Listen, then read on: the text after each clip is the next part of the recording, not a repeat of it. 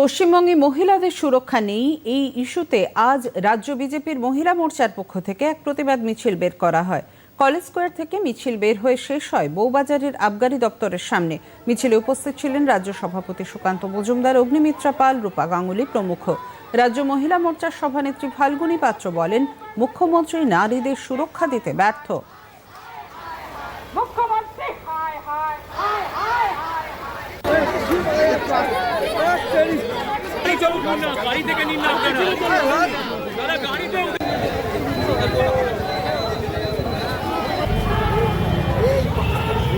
দিকে দিকে প্রত্যেকদিন মহিলারা ধর্ষিত হচ্ছে, লুণ্ঠিত হচ্ছে, তাদের মান সম্মানকে নিয়ে খেলা হচ্ছে। আজকে ট্রেনে মহিলারা যেতে পারছে না, তো স্বভাবতই আজকে পিসি আবগারি দপ্তরের বিভিন্ন ডিপার্টমেন্টে কর্মসংস্থান সিকিউর করছেন। ভালো কথা, কর্মসংস্থান নিয়ে আমাদের আপত্তি নেই। অন্যান্য জায়গায় কর্মসংস্থান কেন সিকিউর করতে পারছেন না?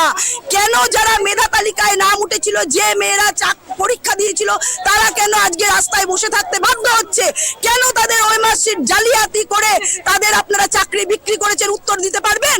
আজকে যেখানে দিদিমণি বলছেন যে রাত্রি সাথী দরকার, মেয়েদের রাত্রিবেলা কাজ বন্ধ করা হোক, কারণ এখানে সুরক্ষা নেই, দিদিমণি নিজে স্বীকার করছে। সেখানে আজকে নাইট ক্লাবে, বারে, লিকারের দোকানে যদি মেয়েরা চাকরি করে, তাহলে কি তাদের মান সম্মান সুরক্ষিত থাকবে? তাদের সম্মান কি ভুলুণ্ঠিত হবে না? যুব সমাজটাকে মদাসক্ত করে তিনি একদম জাহান্নামে পাঠিয়েছেন।